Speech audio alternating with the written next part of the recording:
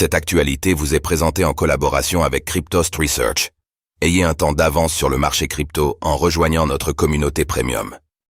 OpenSea, la plateforme est ouverte d'esprit à l'idée d'un rachat, selon son PDG.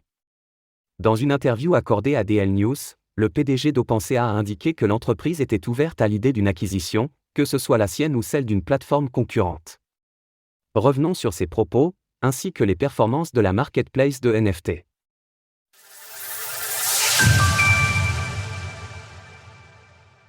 Le PDG d'OpenSea revient sur l'éventualité d'une fusion-acquisition. Cette semaine, Devin Finzé, le PDG et cofondateur d'OpenSea, a accordé une interview à nos confrères de DL News dans laquelle il est revenu sur le futur de la marketplace de tokens non fongibles, NFT. Il a ainsi expliqué qu'OpenSea était ouverte aux acquisitions, y compris la sienne. La réponse honnête est que nous adoptons une approche assez ouverte d'esprit. Nous pensons que si le bon partenariat se présente, alors c'est quelque chose que nous devrions certainement envisager. Néanmoins, cela ne signifie pas pour autant qu'une opération de fusion-acquisition dans un sens ou dans l'autre est sur le point d'advenir.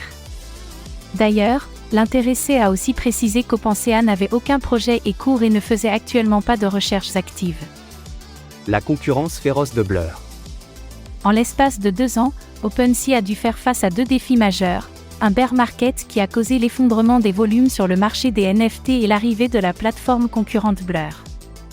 Arrivée il y a maintenant un peu plus d'1 an, cette dernière a su attirer une grande part de marché à l'aide des airdrops de son token et représente aujourd'hui 75% des volumes environ. Malgré tout, OpenSea ne semble pas s'inquiéter outre mesure de cette concurrence, car Blur aurait pris quelques libertés réglementaires susceptibles de lui causer du tort.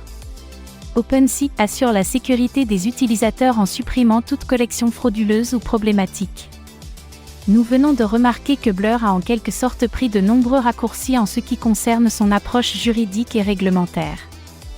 Devin Finzé, PDG et cofondateur d'OpenSea. Malgré tout, les volumes de la marketplace ont considérablement chuté en 2 ans.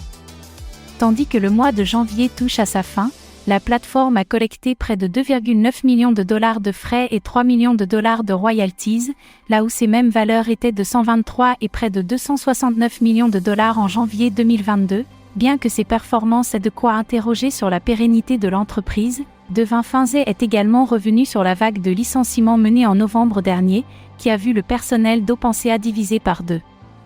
Il indique ainsi que cette décision relevait d'une volonté d'opérer avec une équipe réduite de manière à être plus agile sur le marché, plutôt qu'une réduction des effectifs en raison de la pression financière.